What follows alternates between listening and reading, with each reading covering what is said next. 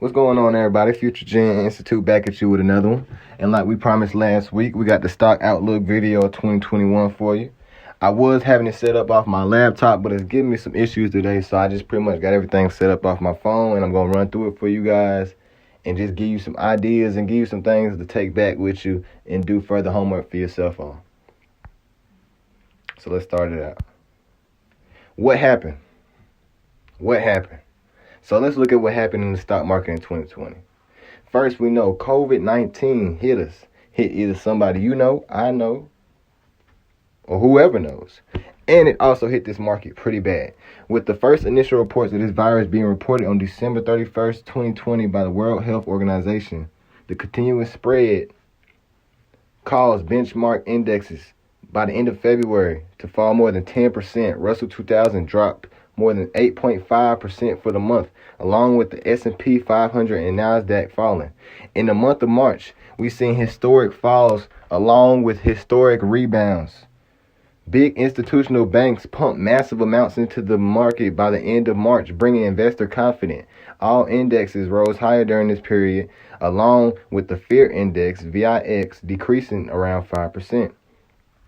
We see we're doing our homework that these benchmark indexes have had some of their best days in years following all of these events in the midst of a global pandemic. Well, what will we focus on this year? So what sectors will we be looking at? First, materials. Chemical companies, mining companies, metals, businesses, and lodging companies are in the materials sector, as are some oil and natural gas stocks. Real estate, REITs, is a tax-advantaged investment that allows normal investors such as me and you an easier way to gain exposure to the cash flows that come with real estate ownership, but without the massive capital funds required. Consumer discretionary, within market products and services to consumers, not businesses, and they sell what is generally bought with discretionary income. I'm sorry about that. Healthcare.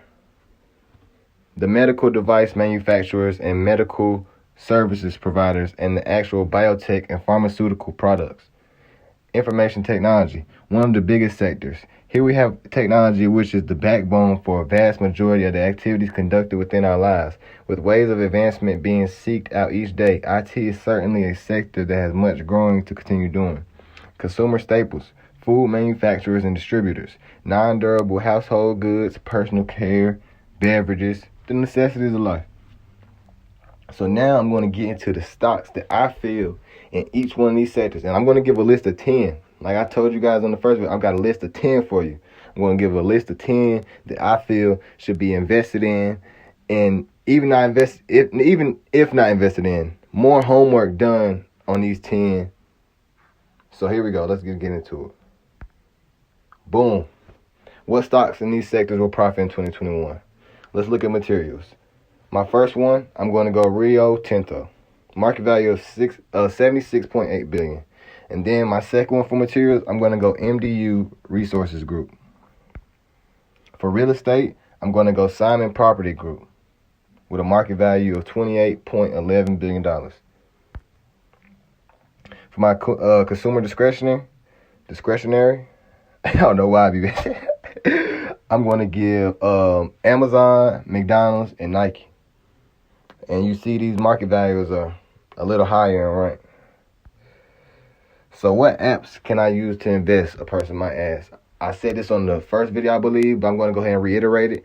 You can use Robinhood, Acorn, Stash, E-Trade, Cash App. It's multiple ways that you can get into the stock market. And for the healthcare sector, what am I going to be looking at?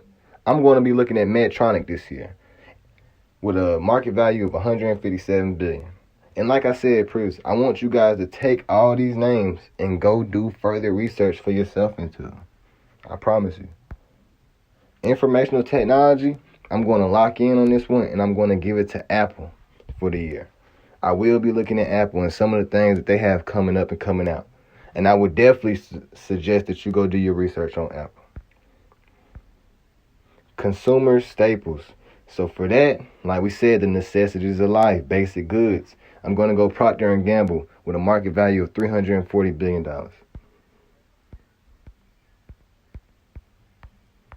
Oh, and I believe that is actually it for us. Yes, sir. So like I said, with those 10 stocks, that's the 10 right there. With those 10 stocks, I want you guys to take your time out either this week, next week, whenever you want to get into it, and do further research for yourself.